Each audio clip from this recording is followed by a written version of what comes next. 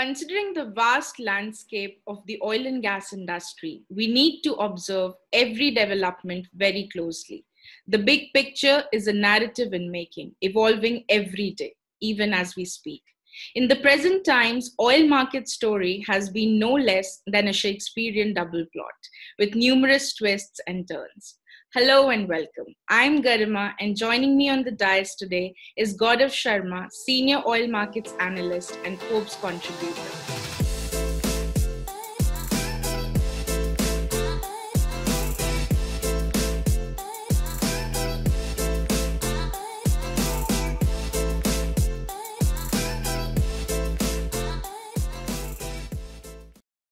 Thank you so much for joining me today, Gaurav. It's good to be here and good to be talking to you once again. Yes, Gaurav. Gaurav, let's begin with your unique motivation behind joining the oil and gas industry. What inspired you? Well, essentially, I tell you something. I'm sort of a part analyst, part journalist, and I provide my chain of thought both journalistically and analytically. But to begin with, I have no formal qualifications in journalism. It's just that I finished my qualifications in industrial economics 20 years ago. God, I'm getting old. And then suddenly I had this thing that I love to write, and I started covering economics. Within that, I chose, how transportation affects our lives, how that matters to the global economy, to the economy in Europe, and so it goes. And from then onwards, it sort of gradually drifted towards covering European national statistics, the Bank of England, macroeconomic policy. And around about 2004, 2005, one of the companies I used to work with said, look, President Bush Jr. is heading to his second term, and oil is a hot topic. And here's a subject that you've covered in passing. Why don't you start covering this for me? And that piqued my interest because I could identify with it almost instantly, having studied industrial economics. And so it began. And 16 years and counting, I've sort of gradually covered the oil market more and more. Now, a little bit of a change, a little bit of an upheaval happened around about 2008-09, when I was asked at the time to change my remit purely to UK and European macroeconomic data. And then I suddenly thought, well, look, I like covering the oil markets. I understand the politics, the geopolitics, the import-export dynamics, all the shenanigans that happens. I love them so much. So what I did was I said, no sweat. I'll start covering the economy, but I'll start a blog.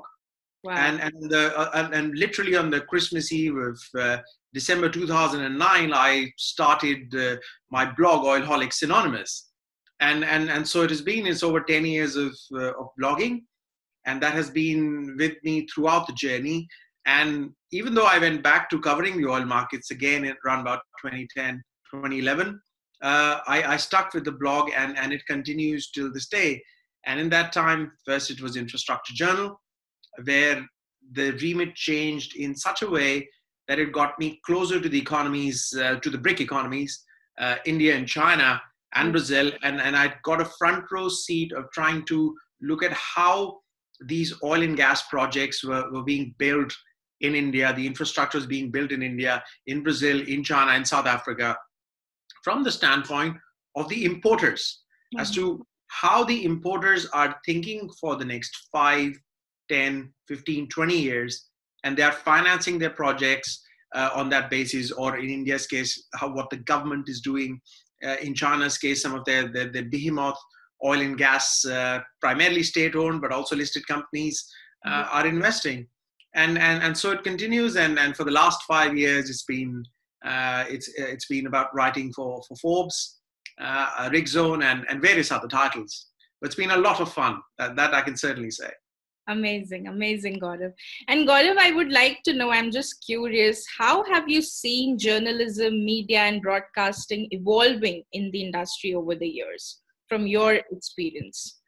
Absolutely. Look. There have been some operational shifts. There have also been some very big cultural shifts, and very, very much needed cultural shifts. Right. The round about the time that I had my first job in a newswire at the turn of the millennium in 2000, You could walk into a newsroom and people would light up a cigarette over there. And, there's a lot of testosterone-driven culture on the news desk, and a little bit of decorum came our way. And whether we're talking Indian newsrooms or whether we're talking British newsrooms or wherever it is that we're looking at, the cultural shift started happening. Of course, in Europe, smoking was outlawed in offices.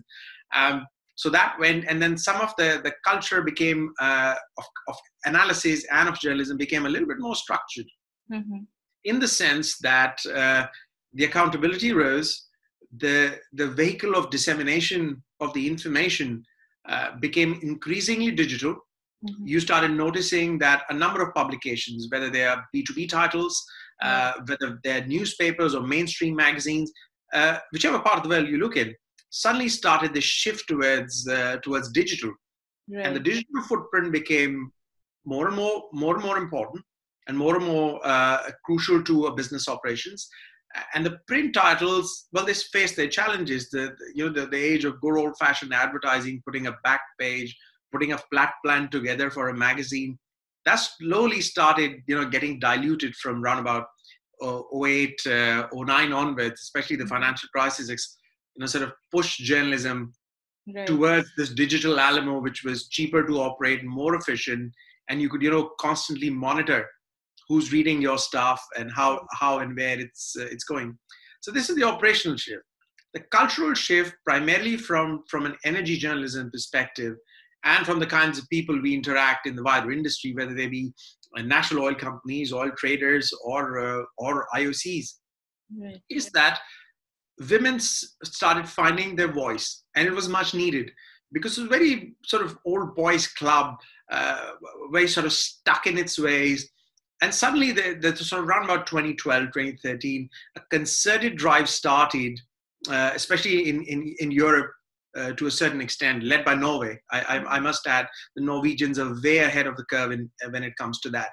That they said, look, the oil and gas business, or the energy business by extension, is looking very male, very inward looking, and very, very sort of old-fashioned in its ways.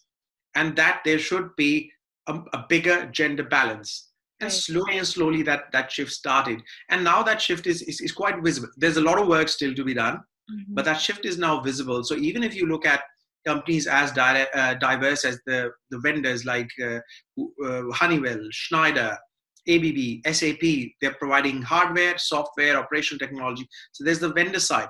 Lots of shifts there, lots of gender balance issues there, which have been addressed, and they're improving by the day, by the month. Then you look at the hardcore players, the big 20 IOCs. The big 20 IOCs, because they're accountable and they're much more public than NOCs, they've gone down the pathway of having a lot of female representation on their boards, in key position of authority. BP's chief scientist, Dame Angela Strank, who's soon to retire, often led the way in the industry. You've got people at Exxon, Chevron, practically every oil company now has at least one woman on its board. Some of the miners are still trailing, that's not there. But it's not just the board position, it's just the executive authority that started coming towards, in terms of gender balance, the executive authority fell that way. So that's another shift. And then, of course, we look at the analyst community and the journalist community, which, of course, gradually especially from say about 2008 or 9 onwards, there were a lot of female journalists who started covering the energy markets who were previously not interested, and then right now, if you look at the news wires, you look at some of the publications, you look at Indian newsrooms, you look at yourself, so a lot of female journalists and analysts came into the fold, and they got their own unique perspectives, their own outlooks. And of course, the industry has undoubtedly been better for it. And whenever I take public engagements, I often engage with a lot of events companies. I engage with we've engaged with Energy Dais as well, and I kind of make my own effort, my own small way, saying, let's have a balanced panel. If there's 4 of us on the stage, then there should be at least a senior female executive over there. And if I look at the events companies, the informers, the DMGs, the Reuters of this world, you will now find very, very balanced. Well, let's not say all the time, but maybe 70%, 80% of the time. When you attend these events like we do, you will find very, very balanced panels, and the industry is better for it. Very true, Gaurav. And now, if we talk about the role of journalists, particularly in this industry, how important do you feel their role is, considering the story of the industry, considering that it has been portrayed in a negative light a lot of times? How important a role journalists play at this particular time? I think you can take both positive and negative aspects, but the thing is that the negative aspects tend to be a little bit overblown. Right. Sometimes you will often see people remark, especially those on the green side of the debate who are talking about the energy industry. They will say about some of the energy press, they're too close to the industry. I for myself, I run my blog. I have been accused by both sides. My blog is called Oilholics Anonymous. The tree huggers seem to think I'm one of the oil lobby. The oil lobbies think I'm an environmentalist. So, there is no pleasing anyone. But right. what I'd say here is that the primary function would be about holding the industry accountable. And with that comes an information angle. And with that also comes a critique. And a healthy balance of, both is required, in my humble opinion. And generally speaking, I would say the industry has just about got it right. You cannot please everyone. Right. There are also, issues whether we're talking Indian print title in English or in Hindi, or we're talking European print titles, both in English and each of the native languages across the EU and the American press. There has always been this thing that your audience, your readers. True. So editors and the publications, whether they're left-leaning, right-leaning, center-leaning, liberal, whatever, often pander to their audience or their readers' own prejudices. And that often reflects, sometimes, not all the time, sometimes that often reflects in the kind of coverage. So if, say, a right-leaning title is examining the results of company XYZ, his take would be in terms of job creations or the whole capitalist idea or based on capitalism, saying, this is what it's bringing the community. There are thousands of jobs, economic, contributions to the economy, etc. Right. If it's a left-leaning journalist who's tackling the issue, he or she might delve into the minutiae and pull out a strand there that, there was so-and-so oil pipeline leak and this is what we lead with. And that is fair. That is fair in the spirit of journalistic objectivity, but it's often colored by the type of publication you write for. And then I felt it first off with Forbes. It's very entrepreneurial. It's very sort of revenue driven, saying that whether it's good or bad. With the Rig Zone, it's an industry title. Mm-hmm. It's a very jobs focused title. I mean, I've had other flirtations with, I've given commentary to the Daily Express, and that's often about the consumer. Mm-hmm. Where does the consumer sit in it? I once wrote about, for the Statesman of Calcutta, I wrote a piece ages ago. And then, of course, their editorial slant was very import-oriented because, after all, India is a huge importer of crude oil, and it was to do with aviation fuel and the collapse of Swiss Air and how it would impact travel and aviation fuel, etc. So wherever I've done this, the Singapore Business Times will have a different angle. The Times of India is likely to have a different angle. So these things color the editor's vision. Mm-hmm. But from a person who's providing analysis or a copy, mm-hmm. what you do is you analyze the situation as you see fit, and you make a best case call, and then you leave it to the editor's good offices to put a spin on it. But to say that some of us are too close to the industry or are too anti the industry, I think the truth is somewhere in the modest middle. Right. And amid this backdrop, how important do you think storytelling is? Just like I'm interviewing today and talking to you, trying to understand your individual thoughts and perspectives, how important is this? There are so many podcasts out there. People are talking to other industry leaders and trying to get the inside story. Where do you see this in the big picture? See, I think that the proliferation of digital, what it has done is it's just given us multiple avenues. You know, when you look at your own platform in particular, there's the beauty of the written word. Right. There are podcasts, there are webcasts, there are seminars. You yourself, as publishers, have a plethora of avenues to go on. Now, what that has done is that there is it's one thing to put the information out there. There's another thing that there's over information and disinformation. True. And the challenge of our age, the challenge for you and me and the extended Energy Dais family and the world in general right now is to make a case, but make a very sound case via the written word or via the spoken word. Because for every objective piece out there, and I know I have studied digital media myself, although I'm an economics background, but every piece of digital information out there, apparently there are now, it's only 1 in 10, and there are 9 pieces of disinformation out there. Right. And quite frankly, it's countering all the rubbish and all the noise. True. Is what is the challenge the community faces right now. True, very true. That's very true, because it's very important to filter through that noise and identify where the facts and truth or objective truths lie. Now, Gaurav, you've closely observed so many developments and downturns in the industry. Where do you think COVID-19 lies, and how would you compare this present crisis with the previous downturns that you have experienced? Do you see any common ground, or how do you look at it? I'll put it this way. I think over the last 20, and if you include my internships, we'll rewind the clock back to 97. Right. There've been sort of a few major ones. So first one, of course, was the dot-com burst. Mm-hmm. Then hot on its heel, either side of it was the collapse of Enron, and then WorldCom, everything else followed. Then we had the global financial crisis in 08-09, which started initially as a US credit crisis, and then the whole world suffered. And now we have COVID-19. Now, in terms of the more widespread impact of how and which of these crises held more sway over the oil and gas market, I would say in each of these cases, whether you look at the dot-com burst, the collapse of Enron, or the global financial crisis, the approach was from a downturn and a demand crisis side, essentially.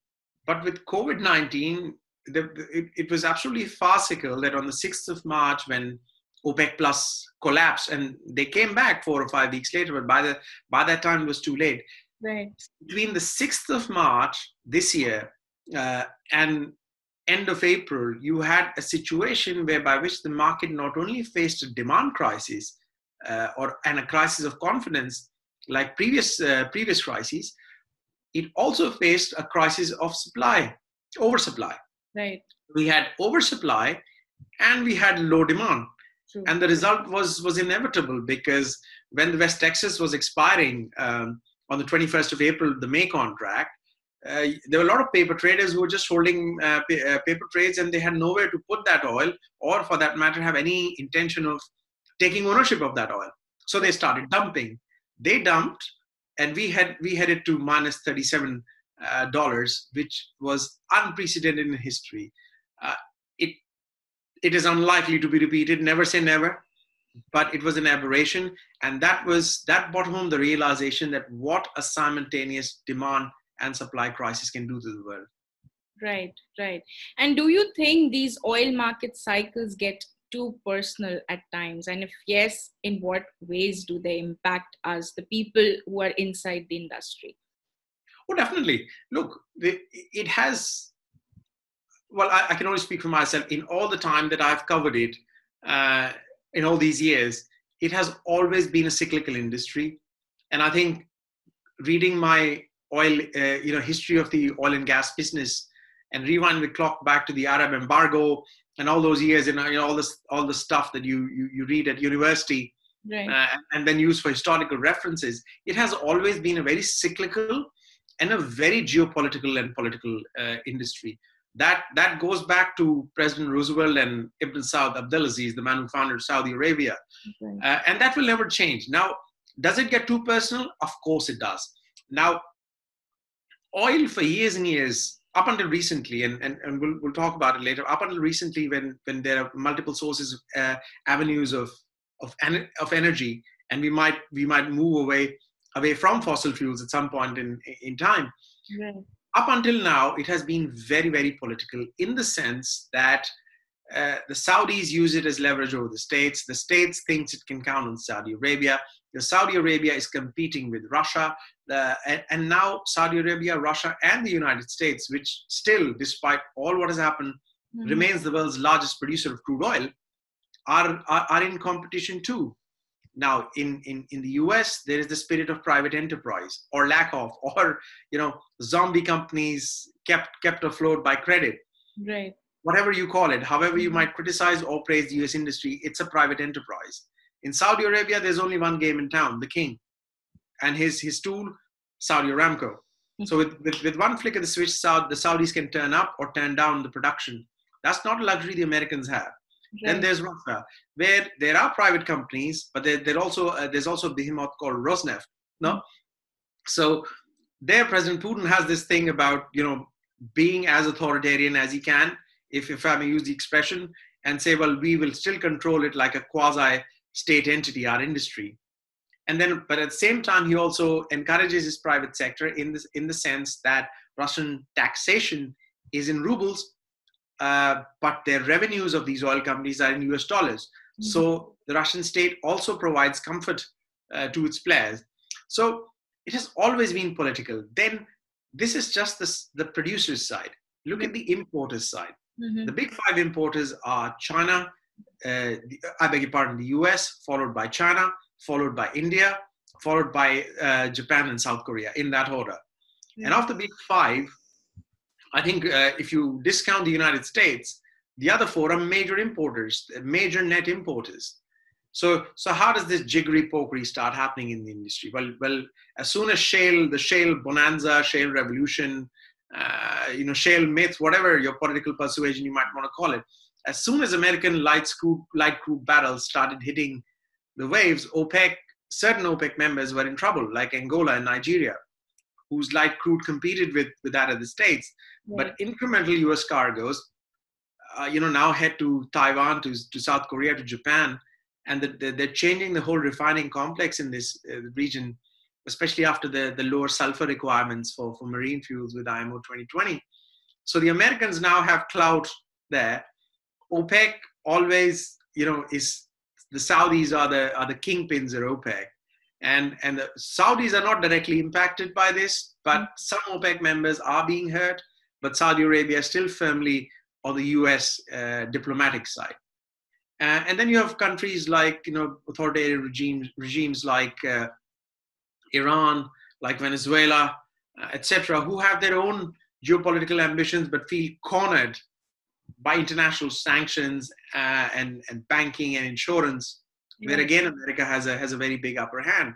I think what really is killing the Iranian industry right now is not that they can't produce or load them onto the tankers, but the fact that the financial system that underpins the oil trade, whether we're talking insuring the tankers or whether we are talking international transfer, the Americans can get a stranglehold on that and starve in on out, and that's what's happening. So ever since Obama first slapped sanctions on Iran and subsequently withdrew them, and then Trump slapped them back, we realized that oil might be all about barrels, but the petrodollars need to be transferred through a monetary system. True. And if you politicize that, as the Americans have done, you realize you see both sides of the coin, and then you see how political the industry is. And if I may, one final point, I interact with Energy Minister Mr. Pradhan Dharmendra Pradhan quite regularly, and I mentioned it to him at the Petroleum Congress. But a few years before that, at the OPEC seminar, he said the oil industry is on the cusp of where the importers really should have the upper hand. And I think that time has come, because the kind of oil prices we are seeing, the oil industry is stuck in a little bit of a pricing rut, and we are looking at alternative forms of energy. Every country is, including India. Right. And what Mr. Khan said at the time was that the importers should be listened to more than they are, because it is a buyer's market. And I firmly believe, regardless of how India is handling COVID, it is, and I think for at least the near term, near to medium term, it remains a buyer's market. So buyers have more clout than they ever had in a very political industry. Right, right. But do you see any sharing of power of any sort happening in this industry at any time soon? I think oil will go down the same route as coal. Mm-hmm. You know, if you remember, we had around about 2004-5. We were all talking about peak oil was all the rage, that the world's going to run out of oil. It never did. Right. And look at the economics history, industrial history. So at some point in the 19th century, people thought we'll run out of coal. We never did. We just found something better, and that is exactly what will happen to oil. And the issue here is that some recognize that change. You know, like for example, if you look in the wider subcontinent, especially in India, and you look at some of the emerging powerhouses in Asia, like Vietnam, etc., there's a concerted effort to go towards solar, towards wind. Right, right. That's not to say that they've suddenly come off oil. Mm-hmm. You know, there are parts of this world where there is no 24-hour electricity, so how can we talk about electric vehicles over there? True. But at the same time, there's a paradigm shift, and that shift started happening from coal to oil, and now it's happening from oil to renewables. So how does a very political, a very cyclical industry handle this scenario? And by handling, I mean the next 30, 40 years, not the next 5 years. Mm-hmm. And some have adopted the logic of saying we'll fight till the last battle. Right. And you could argue that some Gulf economies might fight to the last battle, that even if oil is doing like something like $10 or $15 a barrel, that given that it's their mainstay, they'll keep pumping and somebody will use it. And no doubt about that. Mm-hmm. There are no alternatives for aviation, for civil aviation. There is hardly any alternative for some of the petrochemical products. Basic things like toothpaste and Vaseline and cosmetics, right. let alone naphtha and any of the industrial chemicals. Mm-hmm. So yes, oil will continue to be used, but at the same time, you're noticing players in India, players in the European Union, in North America, even major exporters like Canada and the States, and practically all of the 20 IOCs sort of going down the pathway of diversification. The politics will remain. Some will fight to the last molecule, but others are saying, let's diversify, let's have a wider footprint, especially underpinned by natural gas. Mm-hmm. So natural gas, oil, renewables in that order, and that order will gradually invert in favors of, say, maybe 20 to 30 years from now, renewables, natural gas, and oil, and so it goes. Mm-hmm. But yes, some are entrenched. Some economies are entrenched. I don't see very much diversification in the likes of Kuwait, Venezuela, Iran. You don't see the same sort of shift away that you see in Canada. Importers, well, with India, I draw the same analogy as Senegal and mobile telephones. Because in Senegal, some of these fish traders and vegetable traders have found it so hard to get a fixed line telephone that they went straight to mobile. Mm-hmm. And they bypassed the fixed line telephony.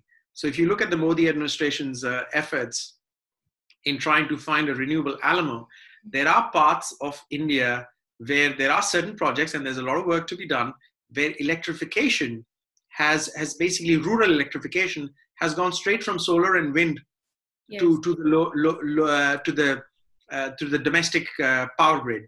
Mm-hmm. Instead of going through the whole process of burning coal or natural gas or the conventional ways of generating power. So we're on the cusp of some very profound changes, mm-hmm, and they will be political. Yes, yes. And talking about diversification, renewables, energy transition, we also have massive layoffs happening in the industry, massive job cuts. How do you think this will impact the road to energy transition?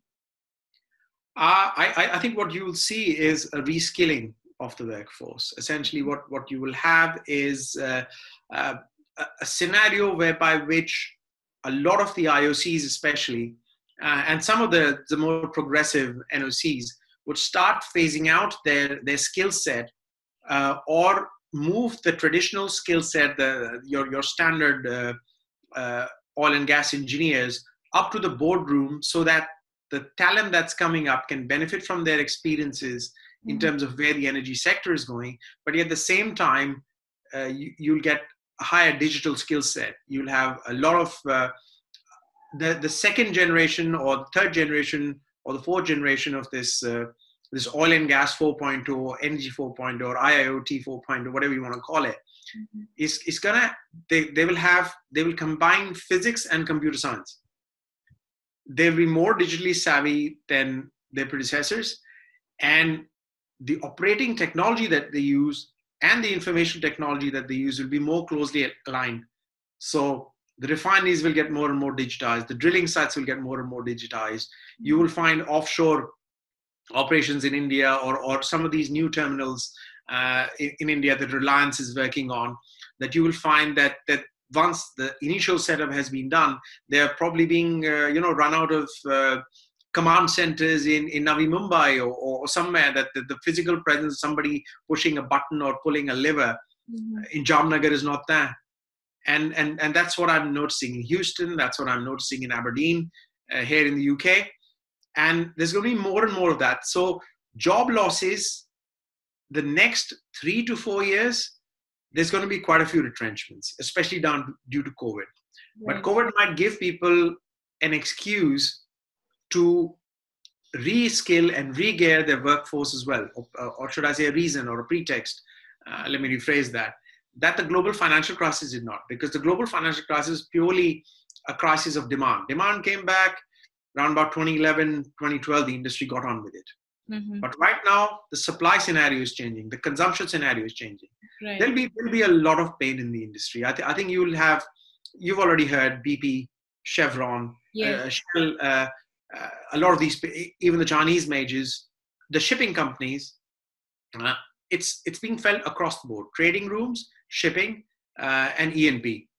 And I'd say there is a lot of pain for the next at least 4 to 5 quarters.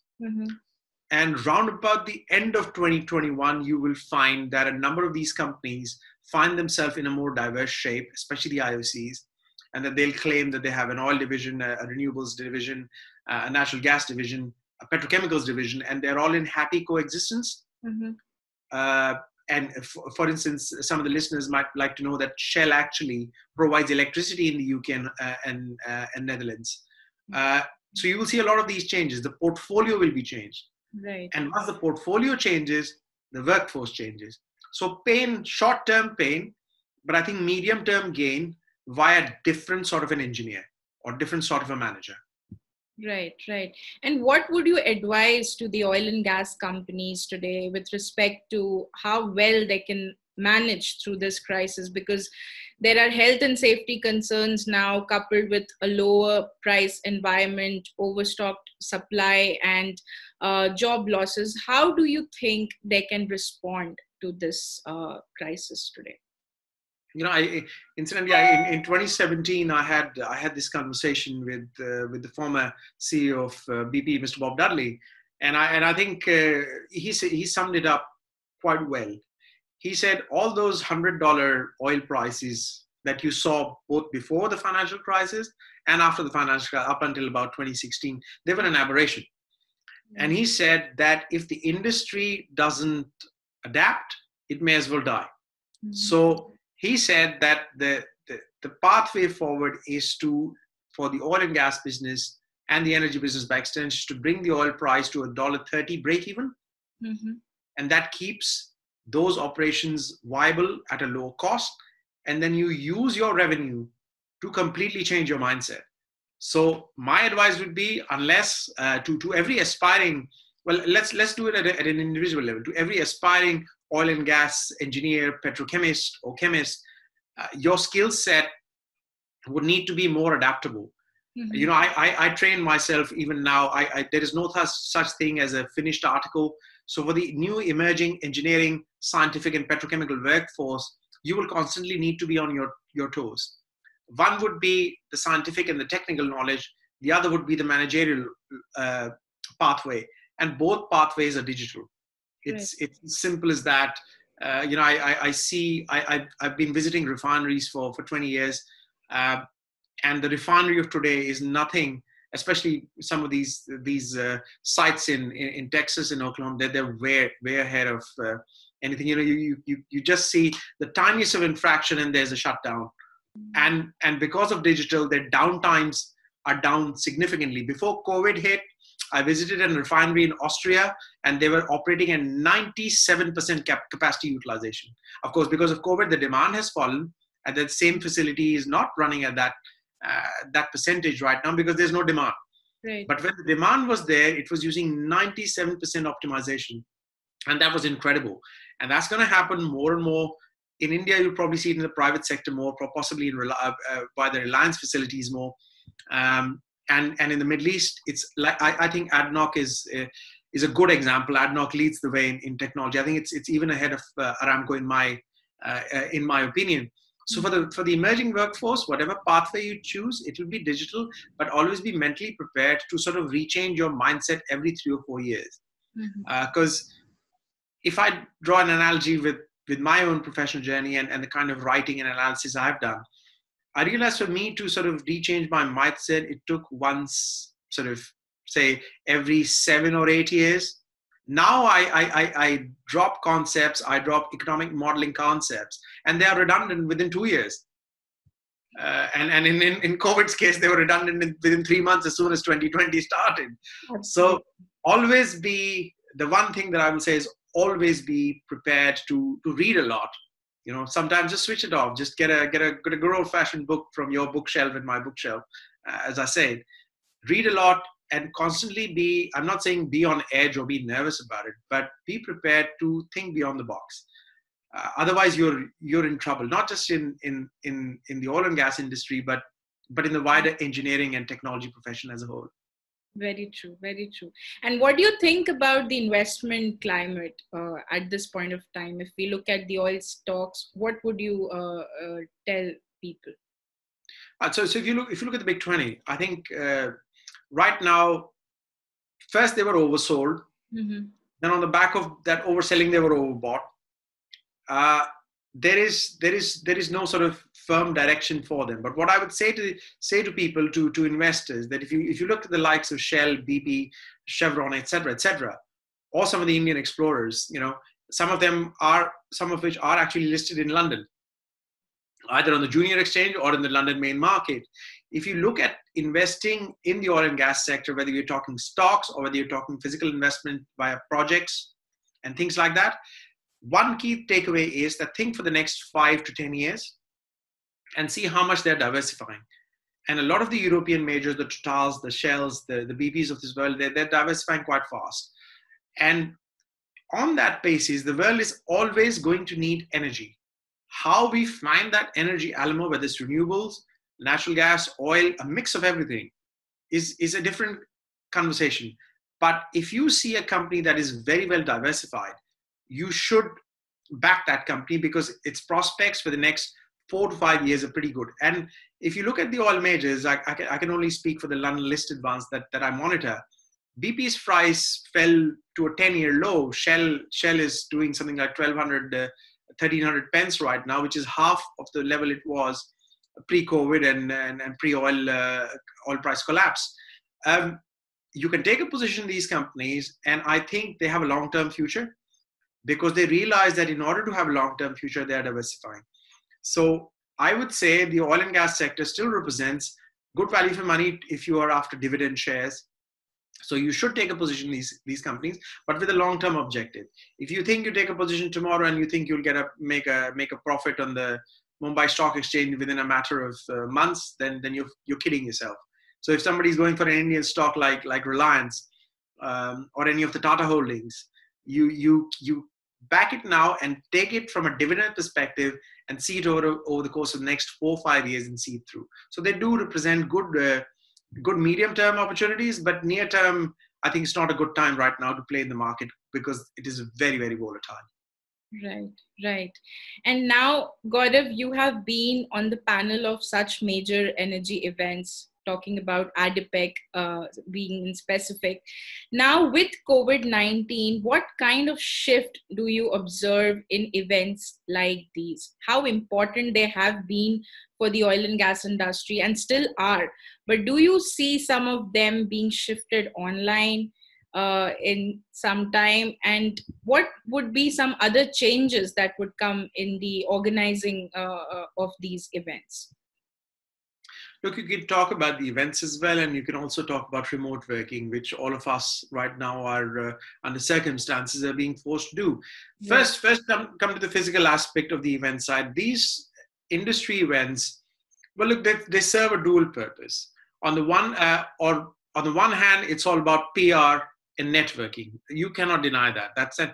But they also serve as a vehicle to engage with people you wouldn't otherwise engage with. So if you look at ADIPEC panels, or you look at Petroleum Congress panels, or any major industry event panel with an attendance of 500 delegates and above, you will often have, you might have the Indian Petroleum Minister, head of a major IOC, and perhaps a representative of the Saudi government, all on one panel, deliberating from very, very different angles.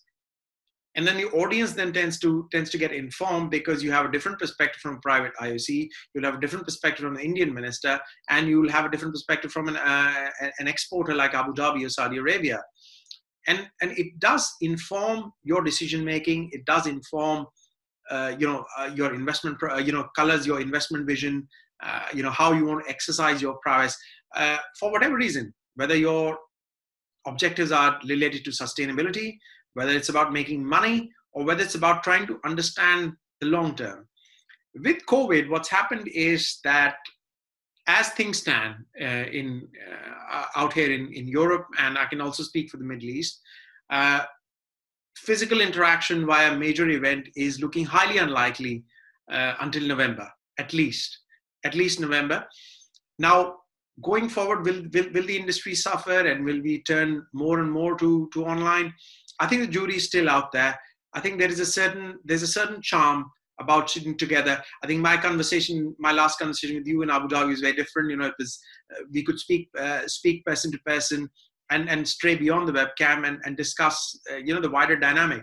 I'm not saying that's not possible online, but I would sort of liken it to reading a book and feeling the physicality of paper, than to reading it on your iPad or your Kindle. So I think both can happily coexist, but over the near term, it is the future of physical events is looking pretty bleak. Let's put it that way. Things might come back from 2021 onwards, but online is now a very powerful tool, and it is here, and it's here to stay. And I think Energy Dais should use it more and more. Yes. And now, if I may ask, what do you miss the most in particular when we talk about being present in such events and reporting live from those events? What do you miss the most? I think the human interaction, definitely. Now, when you do a digital broadcast, you can get constant feedback. You'll get emails. You'll get people complimenting you, criticizing you on Twitter. You get a lot of feedback, instant feedback. But nothing compares to the fact that you're sitting on the other side. You're sitting in an auditorium. You're noticing, and you can feel the people, the buzz around you, and you report on that basis. And you just ask the guy next to you or the girl next to you, saying, "Well, what do you make of what has been just said?" If you're serving on a panel, since I've seen both sides, if you're serving on a panel, it often happens that you've ended your session, you've thanked the speakers, and then you come down from the podium or from the stage, and suddenly lots of people will come to you and offer an instant critique, offer instant praise, offer advice, saying, why don't you discuss this or that next time you're hosting a panel like this, or you're sitting on a panel with 4 others, why didn't you do this? Now, I give an example for ADIPEC. Last year, I did a couple of panels. I did one panel, and one gentleman from the audience brought up the issue. And then it factored into my mindset. So when I did a roundtable, I actually brought that issue up, saying, well, this is a burning topic because a lot of people are asking. Right. It's very hard to do that online. Sure. Another problem is that I often tell, when I do mentoring sessions, or whenever I'm people ask me these questions, I always say, before you hit the send button, just read what you've written, just back to yourself just one time, at least once. Or if you can wait, just wait a few hours. Don't give an instant response. The problem with online is that you get, people want instant gratification one way or another. Or they say they hit send before they've even thought about what they've just typed. And that you probably don't get, you don't get in sort of a physical debate or in a, provided it's done in a cordial and decent fashion, you don't get it in a physical setting. So that is something that I probably miss. For writing a lot of analytical pieces, a lot of journalistic pieces, I've had to rely on the internet since March to do those interviews like we are talking right now. And yes, you get a perspective there, but it is perhaps not the same as sitting with that executive or fellow analyst or someone like you to get a real feel of how things are. That's not to say I'm not denigrating online. It's just something that I miss. Yes, definitely. I am with you on that, because there's a lot of room to reflect and contemplate and discuss things in detail when we are sitting with each other in person. So yes, that's there, definitely. Now, Gaurav, tell us about some of the leading oil and gas media platforms that you have worked with, and what have been some of the most fond memories of working with these organizations.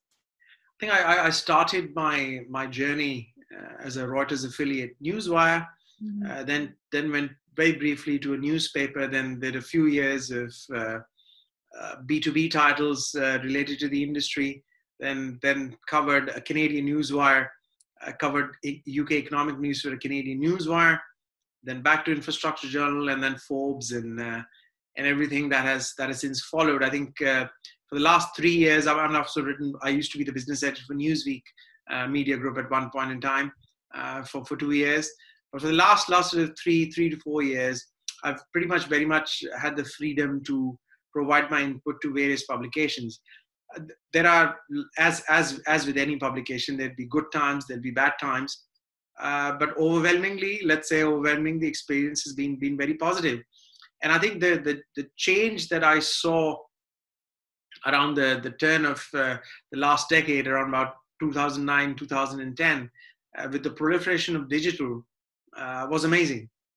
And then what that has enabled me to do is to put my credentials out there without relying on a very expensive setup.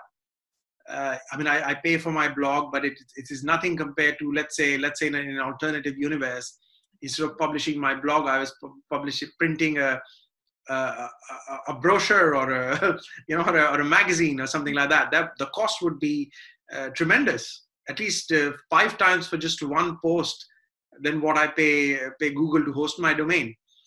Now, what that has done is the digital medium has brought the world closer, the industry closer. I interact with the likes of Informa events, Informa Connect 365, Capital Confidence, DMGT, who organize ADIPEC. Yes. I often speak to online commentators like Gulf Intelligence, like yourselves at Energy Dais. And what that has done is that it's brought the dialogue, the community a lot closer. And some of the fun memories are obviously on the speaking circuit, where you bring up a question and somebody answers completely, the answer is completely opposite to what you thought he or she is going to say, and that sets the room alight. And those are the sort of moments I think some of the highlights have been the International Petroleum Congress. The one in Houston has been postponed this year to 2021, but that would have been my 5th Congress there. It happens every 3 years. They don't call it the Olympics of the oil and gas business for no reason. ADIPEC is a very, very important forum. You make new friends, you meet new contacts. I had the pleasure of meeting yourselves and the wider Energy Dais team there. These are the mega events, right. But as you and your colleagues would testify to in India, they're also close-knit seminars, groups of about 50 people in a small room, a glass of orange juice, a cup of tea, and then you are deliberating some issues in a very close, confined setting, which gives you a lot more room for more questioning, for more probing, for more interaction than, say, an event with 10,000 people. So those have their own charm, and a number of companies have. I mean, I've had the privilege of a number of companies inviting me to do that. We did another online webinar with Energy Dais earlier in the COVID crisis, Yes. and that sort of that kind of engagement is very enjoyable and is also very crucial. Right, absolutely. Now, Gaurav, to the younger generation who are seeking a career in journalism and media, particularly in the energy sector, what would you tell them? What would your suggestions be for them? And how important is the role of internships when we talk about not just this field, but any other field per se? Okay, so there are two ways of, or rather two tangents of approaching this. One, of course, would be, I'll come to internships later on in the conversation, but I think the first thing to do is, in terms of my advice to aspiring energy journalists, I think what I would say is it's a very specialist world. So choose a specialist silo. So in my case, I do supply side analysis versus the oil price. And I also cover how that impacts investment and foreign direct investment based markets. But there are a lot of things people could choose.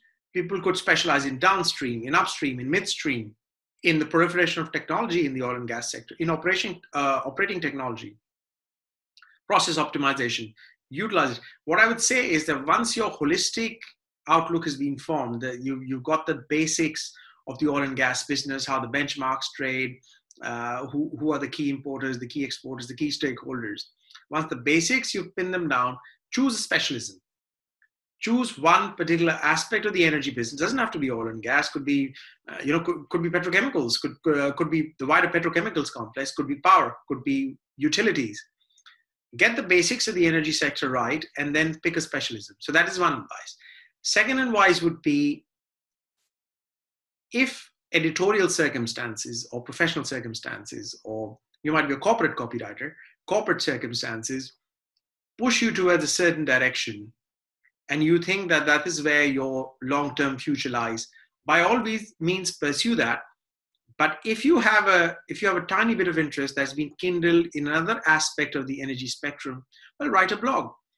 Blogger, WordPress, a number of these vehicles, they're free at the point of use. So I'm not saying get into a treadmill. Don't do like a professional blogger like I do. I mean, it becomes a little bit crazy if you do that, but I have the flexibility to do it. So if you're pursuing a full-time editorial agenda, tailored to your PR firms or your editor or your analysis firm's outlook, by all means chase that. And on the side, make sure you get permission from your bosses, etc. Or do it in purely private capacity, put a disclaimer over there, this is my personal opinion. Right. And then start that blog. Coming on to the subject of internships, I think they're very crucial.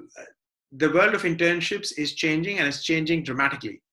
I had the pleasure of visiting 2 or 3 Indian newsrooms a few years ago, and then I had also had the pleasure of being assigned to one back in 2001. I saw the marked change, and that change in culture is not specific to India or exclusive to India, or is that some 15, 16, 17 years ago, an intern would come into the editorial desk and he or she would spend time cutting B-rolls or making cups of coffee.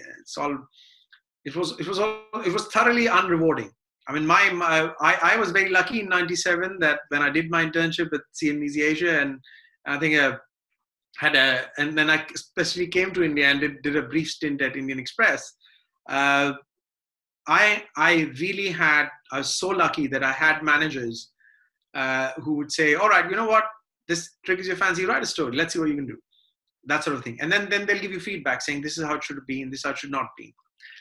And I benefit so much from that whenever throughout my journey, for example, as business editor of Newsweek, whenever I hired interns, I made sure that they did not just waste their time, correcting a copy or just making cups of coffee or just running down to the stationery room or stupidity like that, that they actually, I said, you write a good copy, it convinces me, I'll give you my feedback and I'll give you your first byline. And that culture is now not slowly, in fact, quite rapidly from 2015 is very, very visible in Indian newsroom. I can also speak for newsrooms in Hong Kong and in the United States and Canada. And that whole attitude is completely changed. People love to have interns, and people love to have hands-on interns. So the whole sort of making cups of chai routine is totally out now. Yeah. And I think that is really good. Getting getting a good internship, whether it's copywriting, editorial, or analysis, is very, very crucial. And I think that a number of people what they should do is that if they're at their first year or second year of university, I'm not sure how the system works in India, but if I would ideally advise, if your education permits, do it at the second year, the midway point of your course, because that might form your opinion as to how you proceed from there. Because once your final year is out of the way, you would have learned something on that internship, and then you can change the mind in such a way, saying, can I make a career out of this? Yes, yes, absolutely. This is very helpful. And now, Gaurav, you are someone who's very passionate about the energy sector. Tell me, what are the new milestones you are looking forward to? For me personally, or for the energy sector? For you okay. personally. I think, well, tell you what, I'm a crude man, so I'll combine the two. In terms of my own milestone, I think, Garima, for the last, I would say, particularly from 2016 onwards, my written work has been more analytical and less journalistic. I've become very, very focused on the pricing dynamic and how the pricing dynamic impacts the energy markets. So I deal more with financial players now than I do with publishers. I think for me, the milestone is to sort of continue down that pathway, and I think it's fairly certain that I'll one fine day, almost exclusively, you can exclude the odd Forbes column or Rig Zone column, etc. But I probably pretty much do 90% of my work for banks and financial institutions. That's my own milestone. Wow. In terms of the industry's milestone, I would say where we are, as I said earlier in my conversation, we're on the cusp of some very profound changes. And those profound changes will not happen in 10 years. They're going to happen in the next 12 to 24 to 48 months. And economies such as India, such as Vietnam, such as Indonesia, they're a very crucial role to play, because how they shape their power grids is going to decide the future of the industry. Oil demand in OECD is flat. It's negative, flat. It has been for a number of years. Right. India recently overtook Japan in terms of oil and gas consumption. So what the Modi administration does in the next 4 to 5 years, or subsequent Indian governments do, or subsequent governments in Vietnam, Indonesia, and Malaysia, etc., do will chart the journey forward for the industry. So for the industry, the key milestone is diversification. Don't give up on the oil and gas industry. But at the same time, just make it as one of your core offerings as an energy sector player. Mm-hmm. And I think what I've seen over the last 4 to 5 months, especially even before COVID hit, because the likes of BP, Shell, Equinor, their announcements came in Jan and Feb regarding the Paris Agreement and how they want to be carbon neutral by 2050. COVID has in some ways derailed it slightly. Right. But a lot of these people have set their own milestones. And I think for me as an industry professional and for these companies, we're going to find our Alamo together in a more diversified energy landscape. Mm-hmm. Right. And now one final message for our community. These are very tough times and it's not easy for all of us. What would you tell us? I think the way I see it is that the next 2 to 3 quarters, they're going to be pretty dark. Let's be very honest about it. Yes. Because as with the financial crisis, the impact of any mal event is felt in what follows. The pain of the financial crisis didn't end with the collapse of Lehman Brothers.